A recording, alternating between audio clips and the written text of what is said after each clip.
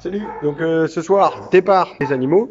Donc comment ça se passe pour le départ des animaux? Tout simplement, on a un smirmor qui va s'installer à l'entrée du bâtiment.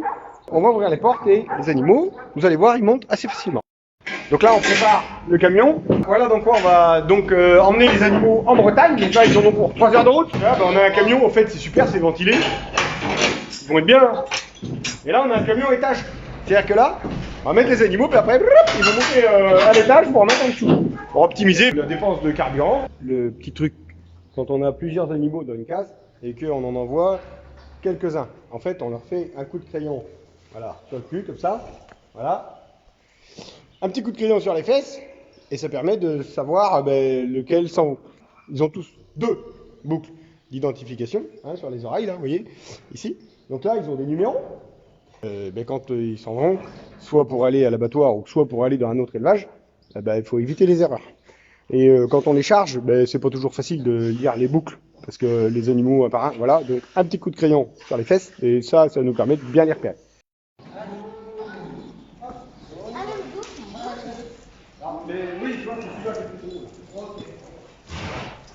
Non. Et on fout pas sur la gueule de son copain. Hein. On est mignon avec son copain.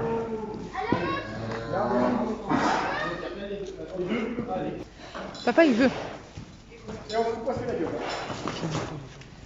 Non, mais je filme les taurillons. Allez, Inès. Fais monter le premier, Paul. Fais monter le premier. Non, c'est bon.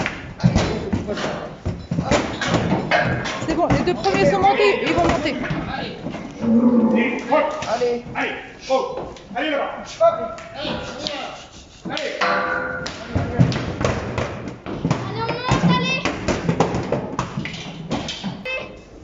Ah, c'est bon, il faut pas du tout. C'est qu'ils sentent les... Pareil.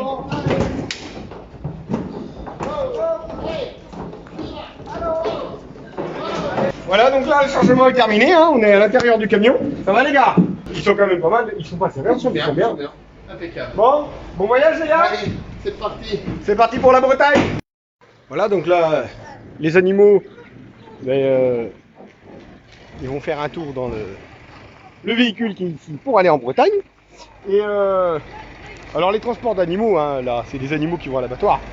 La majeure partie des transports d'animaux que vous voyez sur la route, souvent c'est pour des remises en élevage. C'est pas parce qu'on voit un camion sur la route que c'est des animaux qui s'en vont dans un abattoir. Non, il y a beaucoup d'animaux qui sont transportés pour aller d'un élevage à l'autre. Et c'est vrai qu'aujourd'hui, on est en France, quoi. Donc quand vous achetez français, vous avez la garantie de tout plein de choses. Et dans le bien-être animal, le transport, c'est vachement important pour les animaux.